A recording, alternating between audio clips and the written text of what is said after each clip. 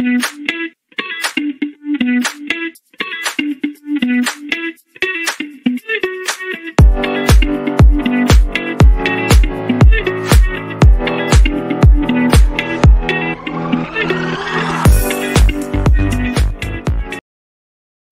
안녕하십니까. 네, 안녕하세요. 반갑습니다. 안녕하십니까. 네네.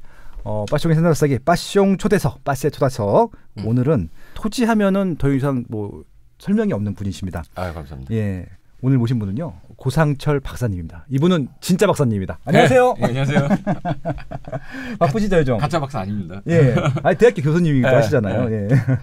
요즘에 그 뭐지 LSE 이후에 네. 뭐 그러니까 칼럼, 뉴스 네. 뭐 네. 이런 거에서 이제 좀 약간 문의가 와서 뭐 예를 들어 문재인 대통령 같은 문제도 좀 있었거든요. 네네. 문재인 대통령이 뭐 어떤 토지를 갖고 있는데 그 토지가 투기 가능성이 있는 거냐 없는 거냐 뭐 물어보는 것도 아, 있었고. 그 어떻게 좀 산 거, 추가 산 거 막 그런 네, 거죠? 예. 그걸 왜 샀냐, 예. 투기냐 아니냐 뭐 그런데 문재인 대통령으로 바라보고 생각하지 말고 그냥 예.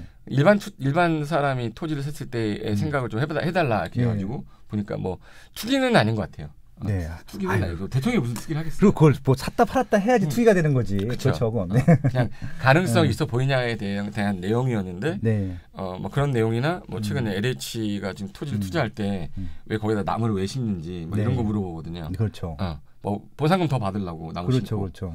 나무 한 그루당 뭐 어린 나무가 한 5만 원이면 보상금은 좀 더 많이 나오거든요. 아. 그러니까 만약에 한 15만 원 정도 나온다 그러면 한 그루당 10만 원짜리. 세 배 정도.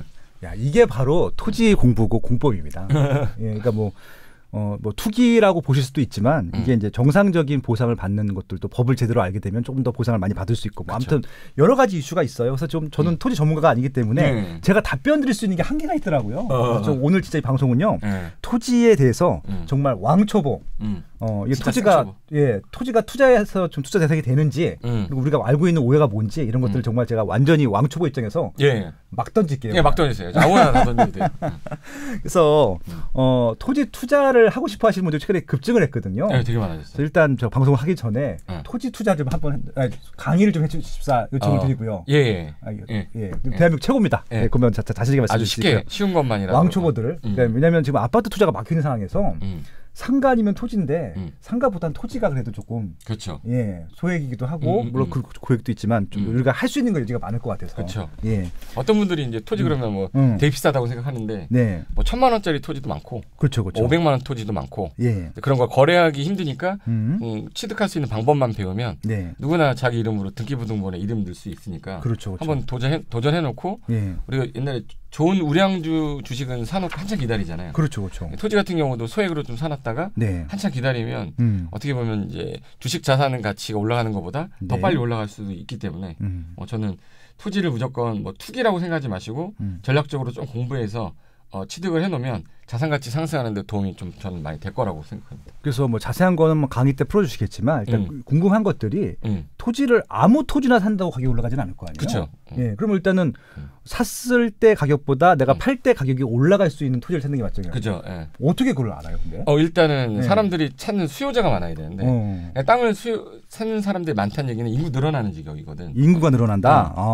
결론은 이제 뭐 아파트랑도 거의 유사한 개념인데 뭐 아파트 가격이 올라가려면 주변에 아파트가 많이 생기고 수요자들이 많아지는 건 똑같처럼. 그렇죠.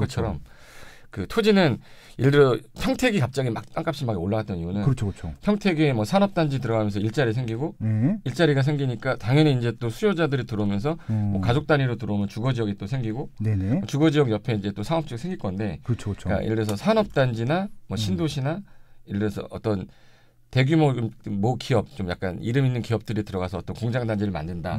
그럼 그 주변의 라인에 도로 낀 지역에 있는 토지들은 하청업체들이 들어가야 돼요. 그러니까 이제 산업단지 아래가 비싸지는 게 아니라 그 산업단지로 진입하기 위한 주변에 교통편이 좋은 토지들은 뭐 그냥 뭐 발표만 나도 그냥 거의 뭐 그 다음날 뭐 2배 오르는 경우도 많고. 근데 지금 가장 최근에 많았던 지역, 작년에 제일 많이 가격이 올랐던 지역이 원산면. 그 용인? 용인 원산면. 하이닉스. SK 하이닉스. 걔 지역 그 지역 발표되면서 그 지역 라인에 옛날에 기획부동산한테 이거 되게 웃긴 건데 상담을 들어왔던 분인데 기획부동산한테 속아가지고 땅을 샀던 분이에요. 예전에 한 2년 전인가?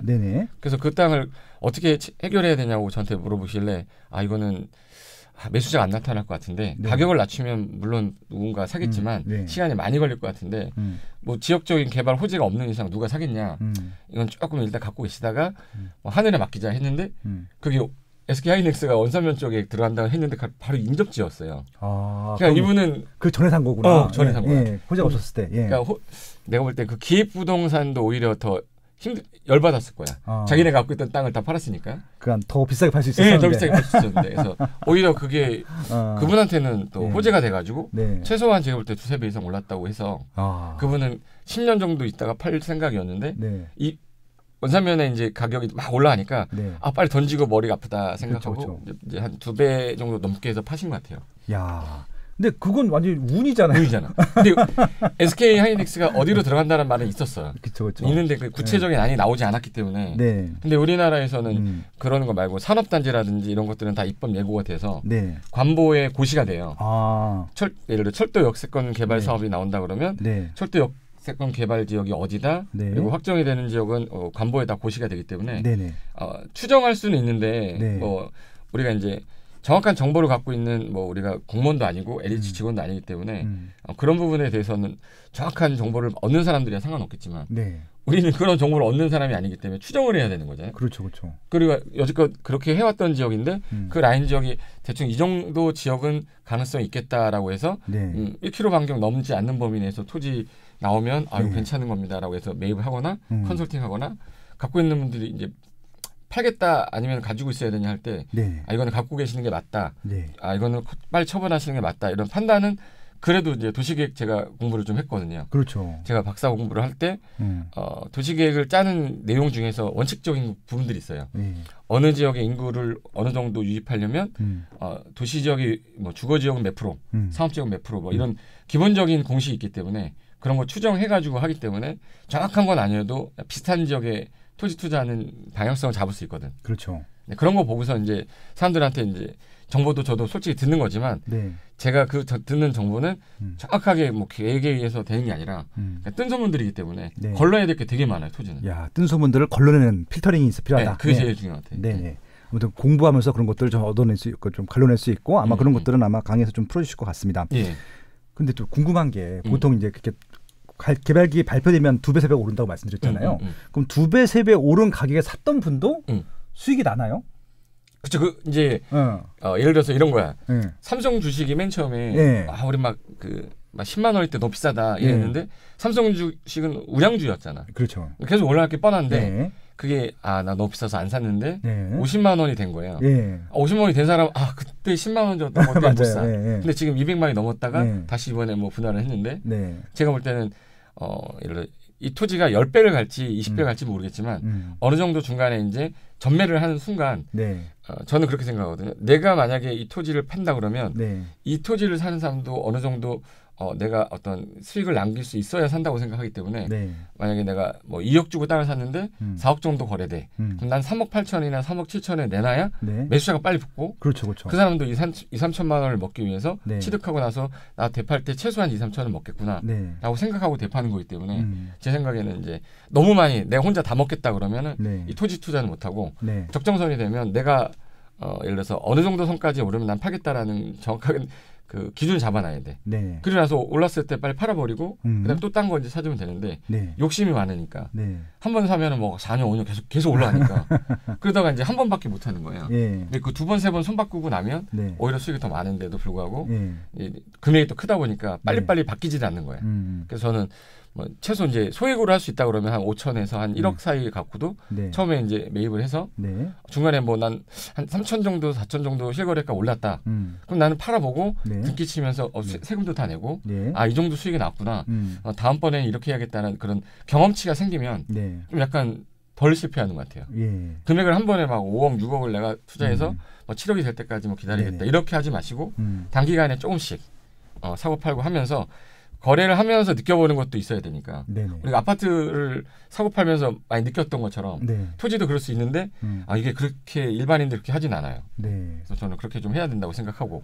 이게 진짜 역시 전문가라고 느껴지는 것들이 그러니까 주식 정말 잘하시는 분 몇 분 모셨지만 그분들도 그렇거든요. 평생 보유할 주식은 없다는 거예요. 팔아야 할 수익이 나는 것들이어서 이게 뭐 장기 보유 이거 절대 아니라고 하더라고요. 맞아. 1년 안에라도 내가 목표한 수익 넘어가면 그냥 파는 거예요. 그리고 또 사고. 그다음에 또 그 주식이 또 빠지면 또 사고. 또 올라가면 팔고. 그치. 이게 중요하거든요. 그러니까 토지는 철저하게 우리가 거기 실거주할 거 아니잖아, 솔직히. 그치. 농사를 질 것도 아니고 말 그대로 샀다 팔았다 하면서 시세 차익을 볼 것이 목적이었기 때문에 시세 차익을 보면서 경험치도 쌓고 다른 것도 투자하고 그쵸. 뭐 그런 것들을 말씀하신 거잖아요. 야, 제가 저번에 그런 거 있었어요. 경매 강의할 때였는데 그 경매 물건으로 나온 금액이 예를 들어서 1억짜리였으면 보통 이제 사람들이 경매는 싸게 사야 된다고만 생각하거든요. 그렇죠. 근데 이게 싸게 샀다고 해서 성공했다고 생각하시면 안 되는 게 안 팔았잖아요. 그러니까 예를 들어서 1억짜리를 뭐 감정 가격 1억짜리를 예를 들어서 어떤 분은 8천에 낙찰을 받았고 어떤 분들은 1억 2천에 받았어요. 그러니까 20% 더 쓴 거지. 근데 8천 주고 매입할 때에는 사람들이 관심이 없었다는 얘기거든요.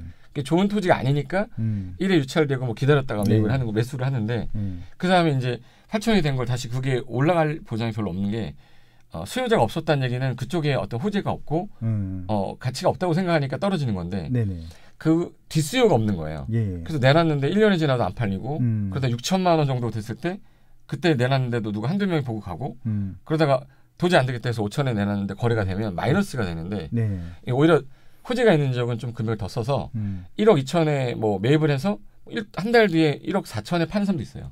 세금을 그냥 1,000만 원 더 내고 예를 들어서 1,000만 원 수익이 나오면 한 달에 차익이 1,000만 원이면 오히려 그게 더 좋은 거기 때문에 이 뒷수요라는 걸 저는 이제 제가 주로 말하는데 뒤에 살 사람이 없으면 그 토지는 사면 안 되잖아요. 그럼 나는 금액이 굳이 꼭 싸게 사야 된다고 생각 안 하고 좀 더 투자해가지고 가격이 빨리 오르면 중간에 차익을 빨리 빼고 나오는 게 저는 주식같이 하라는 뜻은 아니지만 가치가 있는 토지를 보고서 금액을 좀 높게 쓰더라도 뒤에 수요가 있으면 그 사람한테 팔고 또 다른 거 하면 되는데 이게 싸게 살려고만 하니까 시세가 뭐 1억인데 난 6천에 샀어, 뭐 5천에 사서 자랑하시는데 팔았냐고 물어보면 안 팔았대요. 실제 거래는 안 된 거잖아. 그런 게 되게 많아요, 토지는. 그러니까 이게 되게 재밌는 얘기인데요. 그러니까 이제 저도 비슷한 얘기들을 많이 들었었는데 사람들이 다 성공한 사례들만 얘기를 하잖아요. 그러니까. 많이 돈 벌었다, 나 싸게 샀다, 경매 받아서. 근데 이제 그분들한테도 분명히 물어보면은 실패한 사례 얘기하라 그러면 있어요. 얘기를 안 해서 그렇지. 그치, 있죠. 그러니까 그 얘기 듣고 싶어하는 사람도 많아요. 그러니까 심지어는 10년 동안 갖고 있는데. 갖고 있는 이유가 그러니까 안 올라서요, 결국. 그러니까 자기가 산 가격보다 더 안 올랐기 때문에 안 파는 것들인데 그런 것들은 그냥 또 장기 소유한다라고 또 이렇게 얘기를 하시는 분들도 있어요. 그렇죠. 장기 투자로 갔다고. 그 비자발적 장기 투자인데. 맞아요. 저도 100% 공감하는 게 뒷수요란 말 너무 좋아하는 말이 있고요, 저도요. 결국은 이게 비싸게 사더라도 더 올라갈 여지가 있으면 되는 것들이잖아요. 그러니까 이게 아파트도 마찬가지고 주식도 마찬가지인데 이렇게 많이 올랐는데 이게 또 올라갈까요?라고 질문하시는 게 답변인 것 같아요. 뒷수요가 더 붙으면 더 올라가는 거잖아요. 그렇죠. 그래서 지금 이거 되게 중요한데, 딱 소름이 딱 끼쳤는데, 그러니까 이게 감정가보다 더 높게 낙찰받는 거 사람들이 막 놀리거든요. 왜 바보같이 사냐고. 그러니까 유찰도 안 되는데 그걸 또 올리냐는데 신권에 이유가 있으니까 오르는 거예요. 그래서 신권에 낙찰하는 사람들 중에 고수들이 되게 많아요. 그렇죠. 딱 그 가치를 알아본 거예요. 상가도 마찬가지고. 그리고 이제 보통 이제 토지 같은 경우는 맨 땅을 주로 사잖아요. 그렇죠. 아무것도 없는 뭐 나대지나 농지나 뭐 기타 뭐 대부분이 농지고 임야인데 취득하고 난 다음에 걔한테 저는 이제 디벨로퍼니까 개발을 조금만 해서 인허가를 받아놓은 상태에서 팔면 제가 인허가 드린 비용이 만약에 개발에 허가 받으면서 부담금을 내는 게 있거든요. 부담금 내고 전혀 허가 받고 나면 보통 2년 안에 공사 착공이 들어가야 되는데 그 2년이란 시간 안에만 팔면 되거든요. 근데 인허가 난 토지는 감정평가를 할 때 대지로 평가를 해주기 때문에 그 대지 평가하기 때문에 거기서 대출을 더 받아낼 수 있어요. 그러니까 내가 만약에 1억 토지를 낙찰받으면 예를 들어서 보통 8천 정도니까 2천만 원이면 되거든요. 그럼 2천만 원은 실질적으로 들었는데 그 땅에다가 이제 내 소유권 취득한 후에 인허가를 받아놓으면 대지 가격으로 또 이제 용도 변경이 될 수 있기 때문에 그때 만약에 한 보통 맹지 같은 경우는 대지 가격 3분의 1 정도 선에 거래돼요. 근데 도로에 접한 땅 같은 경우는 이제 지목이 전이고 대로 돼 있는 땅이 있으면 어느 정도 차이가 좀 나는데 이게 농지인데 농지 전 허가를 받아놓고 건축 허가를 받아놓게 되면 감정평가 자체가 이제 대지로 되기 때문에 그 감정평가에서 대출을 좀 더 받아낼 수 있어요. 그럼 내가 예를 들어서 3천만 원 정도를 들여서 인허가를 받아놓은 상태다. 그럼 거기서 대지가로 되면 거의 3천은 아니어도 비슷한 금액을 또 다시 대출을 받아낼 수 있거든요. 네네. 그 상태에서 팔 때는 농지보다 대지가 좀 더 높은 금액이 측정이 되기 때문에 그렇죠. 그 차익 부분이 이제 또 수익이 나는 거라서 뒷수요자가 붙어요. 그러면 이 농지일 때는 안 붙는데 그렇죠. 인허가를 받아놓은 상태라 그러면 이제 여기는 확실하게 건물을 질 수 있는 땅인가 보다. 일반인들이 제일 간과하는 게 농지에는 건축을 못 짓는다고 생각하는데 네네. 이 농지도 도로에 붙어 있으면 허가가 나거든요. 그렇죠. 지목 변경이라는 거를 나중에 건축 허가를 받아서 마지막에 대로 바꿀 뿐이지 이게 농사 짓는 땅이라고 해서 무조건 건축이 안 된다라고 하는 생초부 분들이 많은데 근데 그거를 여기는 인허가 받아놨으니까 대진가 보다. 그럼 이 사람들은 기존에 줄 금액보다 더 높게도 써요. 네네. 그러면 이제 그 중간에 이제 마진이 개발 이익이거든요. 네. 그럼 그 개발 이익을 볼 수도 있기 때문에 네. 경매 받을 당시에 그 토지가 건축 인허가 등을 받을 수 있는 토지다라고 생각하면 저는 그냥 감정가에 순해서 받아도 된다고 생각하고 좀 높게 위치가 좋으면 좀 약간 높게 써서 이게 낙찰받기가 쉽지 않거든요. 경쟁자가 많으면. 그렇죠. 좋은 땅이면 그렇죠. 또. 근데 내가 좀 금액을 더 높여 써서 나는 인허가를 받아도 팔 거로 생각하시는 분들은 금액을 좀 높게 쓰시는 거야. 그럼 이제 일반인들은 난 이제 이번에 금액을 좀 더 쓸 걸 막 이러는데 네. 이 사람들은 뒤에 있는 수요에 따라 그 차익을 받아낼 수 있을 거라고 생각하기 때문에 네. 돈 1,000만 원 더 쓸 수도 있는 거예요. 네네. 그러니까 낙찰을 그분들은 못 받고 개발하려는 디벨로퍼들은 낙찰을 받는 거지. 네네. 그러니까 낙찰률이 높은 거죠. 그 사람들이. 네네. 그래서 성공 확률도 높아지는 거고. 네네. 근데 처음 하는 사람 생초보가 이거 금액이 정확한 금액인지 시세 파악도 못하고 감정가하고 시세하고 어떤 분이 되게 착오를 많이 하시는데 네. 감정 가격이 1억이어도 시세가 5억인 땅도 되게 많거든요. 그렇겠죠. 근데 공시지가가 1억인데 시세가 5천만 원인 땅도 있어요. 거꾸로. 네. 근데 사람들이 공시지가가 시세보다 높으면 야 그러면 내 이 공시지가 1억에 사면 1억 이상은 팔겠지 했는데 실질적으로 시세에 보면 5천 원에도 거래가 안 되는 땅들도 되게 많습니다. 그렇죠. 이게 아파트랑 달라요. 아파트는 공시지가가 무조건 낮은데 땅은 공시지가가 낮을 수도 있다. 매수거자가 없으면 그런처럼. 예. 공시지가는 계속 올랐는데 이게 거래가 안 되면 실거래가는 공시지가는 매년 발표되면서 올라가지만 이쪽 동네가 거래가 안 된 지역이면 공시가 1억이어도 5천에서 6천 사이에 거래가 되는 경우도 되게 많은데 근데 일반인들의 상식은 공시지가가 제일 낮고 감정 가격이 조금 높고 시세가 높다라고 생각하는 거야. 아파트 기준이니까. 예. 그 아파트 기준은 도시 지역에 대한 기준이기 때문에 근데 비도시 지역은 실질적으로 수요가 없는 사람은 공시지가는 정부가 발표하면서 지속적으로 올라왔지만 실제 거래된 사례가 없기 때문에 첫 사례를 만들어낼 때 내가 옛날에 이거 뭐 예를 들어서 6천만 원에 샀는데 공시가는 2억이 됐다. 그래서 2억에 내놓으면 아무도 안 사요. 근데 이 사람이 7천에 내놨다. 그러면 누군가가 살 거야. 그럼 얘는 시세가 7천이 되는 거예요. 그러니까 1억 3천만 원의 갭이 나는데 이 사람 산 사람은 1억 3천을 벌 수 있겠지 하고 사는 거죠. 근데 그렇게 거래가 안 되는 지역은 또 다시 내놔도 거래가 안 돼. 야 이게 그러니까 아파트처럼 이게 실거래가가 정확히 명확하게 그 가치를 평가하는 게 아니기 때문에 토지는 좀 진짜 공부를 할 필요가 있겠네. 실거래가도 좀 파악해 볼 필요가 있을 것 같기도 하고. 그렇죠. 그래서 그럼 실질적으로도 이게 그 감정가보다 낮다는 얘기는 시세가 빠지는 토지도 있다는 얘기예요. 그렇죠. 어떤 분들이 그러는데 토지 가격은 왜 떨어지냐는 거야. 왜 떨어지냐 그러면 그 거품이 있었던 거지. 야, 맨 처음에 거품. 예를 들어서 이제 평택이 신도시가 뭐 들어간다 발표가 났는데 그렇죠. 그 사업이 12가지가 사업하기로 했었는데 그중에 4개인가 5개 무산됐어요. 아, 그럴 수 있죠. 들어오기로 했는데 국가 정부가 돈이 없으면 못할 수도 있는 거잖아. 그래서 그 당시에 발표 났을 때는 호재가 생겼다고 막 거래가 되면서 시세가 올라왔었는데 무산되면은 예를 들어서 LG가 여기에 산업단지 조성하기로 했다 했는데 자금 여력이 안 돼서 뭐 예를 들어서 경제적으로 이제 뭐 코로나로 인해서 산업이 좀 안 좋아지면서 이거를 안 하기로 했다. 그러면 그게 이제 무산되면 그 지역은 이제 또 거래가 안 되죠. 예를 들어서 거제도 같은 경우는 우리나라에서 제가 6년 전인가 7년 전에 땅값 1위가 거제도였었거든요. 그렇죠. 상승률 1위가. 근데 작년 보면 꼴찌 3위예요. 꼴찌 3위. 그러니까 시세 올라가는 그 수준이. 근데 거제도가 이제 산업이 이제 조선업이 엄청 좋아지면서 인구가 막 늘었잖아요. 근데 12,000명인가를 이제 해지하고 공고 그렇죠. 수주가 좀 줄으니까 줄면서 나가면서 원룸이라는 얘기 텅텅 빈 거예요. 그렇죠. 그리고 이제 개발하려던 지역이 다 스탑이 되고 그러면서 이제 토지 가격도 되게 많이 떨어졌는데 지금은 또 이제 수주가 다시 들어온다고 그러더라고. 뭐 카타르에서 100척 수주 받고 막 맞아요, 맞아요. 최근에. 예. 그리고 LNG 선은 우리나라가 최고니까. 그렇죠. 그러면서 다시 경기가 좀 괜찮아지고 있는 거야. 그래서 제가 올해 1월 달부터 계속 거제도 보고 있거든요. 네. 경매 물건이나 뭐 낙찰 물건 나오면 계속 보고 있는데 신권에서 다 낙찰돼요. 그렇구나. 이게 사람들이 감이 또 있는 거야. 선수들이 또 있는 거죠. 그러니까 올라갔다가 떨어지는 게 뭐 주식처럼 이렇게 뭐 계속적인 지속적으로 봐야 되는 건 아니지만 네네.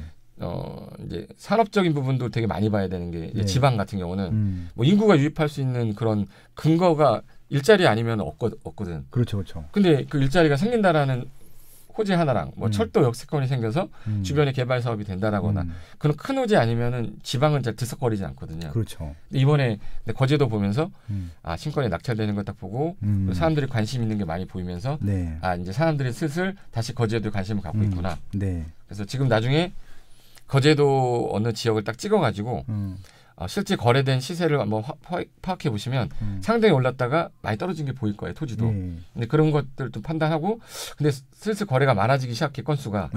그럼 여기는 이제 들어갈 때가 됐구나. 예. 보통 우리가 이제 뭐 이제 쉽게 말해서 뭐 모가지에 사서 발목이 판다고 그러잖아요, 투자자들. 근데 우리는 발목에서 사서 모가지 팔아야 되는데 대부분 사람들이 이제 거의 뭐 어깨, 목에서 팔아가지고 떨어질 때까지 해서 다시는 안 한다 그러면서 이제 발목에서 파는데 보통 그렇게 하죠. 투자자들이 실패했을 경우에. 실패했을 때. 근데 지금 토지는 거제, 경남, 울산, 동구 뭐 이런 데는 다시 약간 물이 좀 들어왔다고 사람들이 슬슬 거래가 많아진다고 얘기하니까 가서 임장도 좀 할 겸. 울산 동구는 이제 현대중공업. 거죠. 울산 동구. 그 거제 그리고 창원 성산. 네, 다 그렇게 또 거의 다 조선업 중공업 쪽들. 네.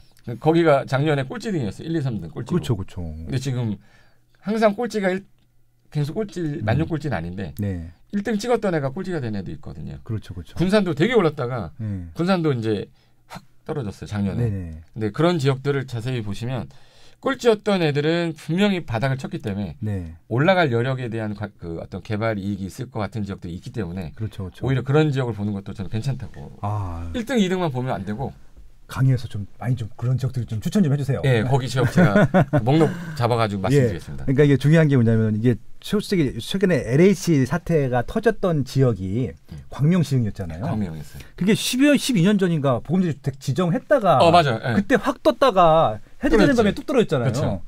근데 분명히 다시 지정될 걸 알았을 것 같아. 이번에 들어갔던 사람들은. 그러니까 타이밍을 알았던 거죠. 그렇죠. 오히려 그때 해제됐던 것들을 뭐 만세를 부르면서 들어갔던 사람들이 있을 것 같아요. 드디어 떨어졌으니까 이제 기다리는 거죠. 지정했으니까 또 좀 올라갈 거 아니에요, 또. 그러니까 지금 오늘 뉴스가 뭐였었냐면은 김포, 고촌 거래량이 급증을 했다는 거예요, 토지가. 그러니까 지금 2차 후보지잖아요. 2차 후보지. 그러니까 똑같은 거 아니에요, 지금.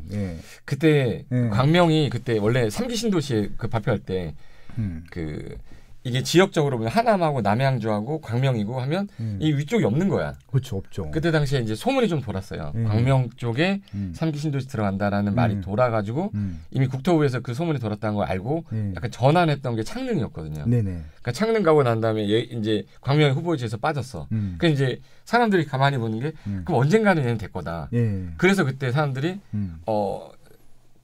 주변 사람들이 제일 많이 물어봤던 게 광명이 어떠냐. 당연히 좋지, 들어가야죠 했는데 이번에 이제 또 그렇게 발표되는 거 보면서 저만 관심 있는 게 아니라 그걸 알고 있던 분들이 이제 조금씩 소문이 나서 퍼져 있는 상태인데 확실한 건 아니었지만. 그렇죠. 예측을 할 수 있는 거죠. 저희가 뭐 LH공사 직원은 아니어도 그렇죠. 그 부동산 호재라든 이런 거 관심이 있는 분들은 다 알 거 아니에요. 이거 지정될 것 같은데 이렇게 느낌인 거죠. 뭐. 할 데가 없거든. 어디 더 이상 뜬금없이 저기 연천에다 할 수는 없잖아. 그렇죠. 거기 뭐 북한이랑 통일되면 하는 거지 거기는. 근데 딱 보니까 사람들이 이제 가장 많이 문의를 한다는 얘기는 관심이 있고 소문이 좀 돌았다는 얘기고. 왜냐면 또 지정했던 입지이기 때문에 다시 지정만 하면 끝나는 거여서. 그래서 이번에 또 이제 그때 딱 매입하신 분이 마지막으로 저한테 이제 카톡 주신 분들이 좀 있는데 그러니까 개인적으로 친한 수강생분들 중에서 카톡 주신 분 중에서 제 옛날에 생일 때 그 어떤 좀 약간 뭐라 그러지 몸에 좋은 선물을 주셨어요. 근데 이제 또 선물을 받은 사람 입장에서는 이렇게 약간 그럴 수 없잖아. 그래서 몇 번 이제 주고받고 하는데 그분이 제일 먼저 물어봤던 게 광명 토지 매입을 지금 나왔는데 금액이 시세보다는 좀 비싸다. 그런데 시세보다 좀 비싼데 자기는 단기는 아니고 자기 한 5년에서 6년을 보고 토지를 매입했다가 개발도 할 생각이다 라고 생각하길래 광명 무조건 괜찮습니다. 거기 토지 뭐 이용계 확인해야 되니까 지번 좀 보내주세요 해서 봤는데 괜찮더라고요. 그래서 이제 매입을 하시고 나서 갑자기 한 몇 달이지? 한 4달인가? 3달인가 4달인가 했다가 집에 무슨 상자가 와 있는 거예요. 네. 그분이 보내신 거야. 이분이 그거를 산 이후에 좀 약간 소득이 좀 많이 생겼나 봐. 그러니까 저는 이제 그런 부분도 뭐 제가 그분한테 뭐 저도 총알이 한계가 있으니까 네. 제가 갖고 있는 돈이 있다 그러면 그걸 몰아서 몰빵할 수 있는 건 아니니까 뭐 분산해서 해놨는데 만약에 내가 돈이 있었다면 제가 되게 사고 싶을 정도의 땅이었어요. 그러면 뭐 확실한 땅이네. 네. 그분은 뭐 여유도 있었던 분이었기 때문에 근데 그렇게 또 잊지 않고 감사의 표시를 해주니까 너무 좋아서 전화했죠. 보통 이렇게 부자분들은 그런 거 확실히 표현해. 인사 잘하고 신세받은 것들에 대해서 확실하게 보상하더라고요. 감사하더라고요. 그래서 아까 처음에 말씀하셨던 게 광명이 결국 인구가 늘어나는 곳이잖아요. 지금 거기 보면은 뭐 뉴타운도 저기 위에 개발하고 있고, 그다음에 재건축 재개발하고 있고. 밑에 또 거기 이제 광명 역세권도 개발하고 있고. 그렇죠. 뭐 제일 잘하시잖아요. 지금 또 마지막 남은 부지가 이번에 그 보금자리 부지에 거기였었는데 광명은 전체가 다 개발이에요. 완전 이제 그래서 옛날에 옛날 10년 전인가 광명이라고 그러면 우리는 보통 이제 광명시인데 우리는 보통 이제 약간 토지 관련된 분들하고 얘기하다 보면 광명구라고 하거든요. 서울이라고. 그렇죠. 뭐 준서울이니까 과천구, 광명구, 이제는 뭐 시흥구라고도 하는데. 광명이라고 해서 이제 지방 같은 느낌이 안 들잖아요. 아유, 광명은 원래 저기 뭐 거기 구로구나 금천구보다 원래 비쌌어. 그렇지. 금천구가 제일 쌌죠. 금천구가 압도적으로 쌌죠. 지금도 뭐 월등히 비싸고요. 뭐 안양도 비싸죠. 이제 지금 좋아졌죠. 그래서 아무튼 광명은 진짜 늘 그렇게 서울이 붙어있다는 이유만으로도 늘 이름 따라간다고 광명 찾은 거잖아. 그 예전에 제 KTX를 처음 이제 부산이랑 막 광주 다닐 때 KTX 타려면 맨날 광명으로 제가 갔었거든요. 그렇죠. 그때 당시 주차장이 제가 그때 벌써 한 8년 된 것 같아요. 8, 9년 된 것 같은데 주차장 가면 항상 비어 있었어요. 근데 시간이 지나면서 어느 순간 항상 가면은 그 시간대 가면은 주차를 못 해. 그럼 어딘가에다가 막 급하게 놓고 뛰어가가지고 KTX 탔는데 그렇죠. 지금은 주차장이 너무 없어서 그 멀리 또 딴 데 유료 주차장에 가서 대고 점점 그러면서 주차장이 너무 없어지는 거야. 그러면서 올라가는 거 보면 호반도 올라가고 옆에 이케아 들어오면서 아무것도 없을 때였거든요. 그렇죠. 여기 주변에 땅을 좀 사놓으면 어떨까 했었는데 좀 그때 안 샀던 게 후회가 좀 되는 거지. 저 그때 파주 샀거든요. 파주도 좋아졌잖아요. 네, 파주 지금은 GTX 들어오고 그때 당시에 비하면 좀 후회도 좀 했지만 언젠가는 오르는 곳이기 때문에 저는 통일될 거라고 생각했거든. 그러니까 예를 들어서 전체 통일이 아니라 경협, 경제 통일은 될 것 같은데 그럼 전처 기지는 파주밖에 없는데. 그렇죠. 그래서 평택하고 파주 쪽으로 저는 위주로 주로 하다 보니까 제 사무실이 또 파주에 있어요.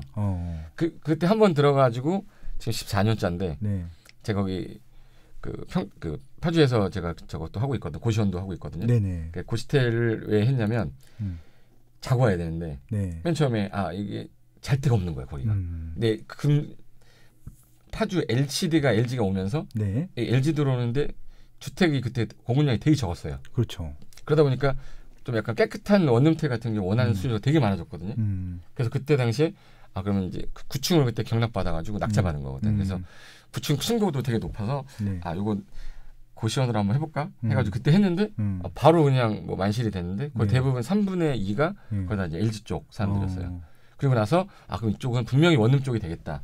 원룸이 된다는 얘기는 다가구 같은 거나 다중주택 지으면 되겠다. 그래서 그 부지 그래서 한참 막 돌아다니면서 봤던 게 보통 이제 다가구 주택 정도나 다중주택 지을 정도의 부지 정도 면적이면 괜찮겠다 해서 그때 이제 제 수강생분들하고 이제 저는 공동 투자는 안 하거든요. 내가 팔고 싶을 때 팔아야 되는데 그렇죠. 한두 명이 반대하면 저는 그걸 못 하기 때문에 그래서 이제 뭐 권장은 해줬지만 저랑 그때 같이 이제 토지 매입하신 분이 한 3분 되세요. 근데 거의 다 이제 건물 다 지셔가지고 지금 월세 받고 계신데 그런 땅들이 앞으로도 계속 나올 것 같아요. 파주는 일자리가 더 물론 LG만 있어서 그런 건 아니지만 계속 산업단지는 계속 평택에만 들어가는 것도 아니고 화성에만 들어가는 게 아니고 자리가 없으면 파주로도 많이 가거든요. 그리고 또 뭐 이게 또 주거지가 많아지니까 상업시설들도 많아지. 상업시설도 일자리잖아요. 그렇게 되면 여러 가지 또 뭐 그런 관련된 시설들이 들어오겠죠. 그래서 그 GTX 하나로 인해서 파주는 뭐 거의 뭐 다 떴다고 봐야죠. 그래서 아무튼 뭐 진짜 삼성동까지 20분 만에 갈 수 있는 위치니까 그쵸? 아마 그 강남으로 출퇴근 하실 분들 중에서도 많이 오실 것 같아요. 지금 제가 운정지구 5단지 살고 있거든요. 저희 집 바로 앞에가 야당역이에요. 알죠. 야당역이고 호수공원이고 뒤쪽으로 하면 GTX인데 GTX 발표 나기 전에 5단지가 비발디예요? 캐슬이에요? 캐슬이죠. 캐슬이죠. 코너에 바로 있는 건데 그때 당시에 거기가 뭐 얘기하면 그렇지만 마이너스였었어요. 알죠. 완전 미분양. 완전 미분양일 때 제가 그 파주에 전원주택 사고 있었었는데 이거는 또 그런데 전원주택이 로망이었거든. 애들 그 풀어놓고. 대부분 남자분들의 로망이기도 해요. 다. 근데 난 풀이 그렇게 빨리 자라는지 몰랐어요. 맞지 이거는. 그래가지고 이제 말라뮤트라는 큰 개를 키웠어요. 근데 말라뮤트 키우고 애들이랑 놀았는데 파주는 사람들이 되게 멀다고 생각하는데 안 멀거든 솔직히. 일산 바로 붙어 있잖아요. 붙어 있는데 사람들이 파주 그러면 완전 생시골 그래 생각하는데. 그러니까 이제 거기서 저는 파주에서 군생활을 했기 때문에. 맞아. 저는 전방에서 했기 때문에 뭔지 알아. 거기는 멀고요. 일산 쪽에 붙어 있는 파주 운정 교화신도 지금 일산에 붙어 있거든요. 굴다리 내려가면 바로잖아. 근데 거기서 전원주택에서 살다 보니까 근데 파베리아라고 겨울에 한강 바람이 엄청 세게 부는 거예요. 애들 코가 항상 나와 있었어. 그리고 맨날 이비인후과 다니고 불편하더라고. 사는 건 좋아도. 그렇죠.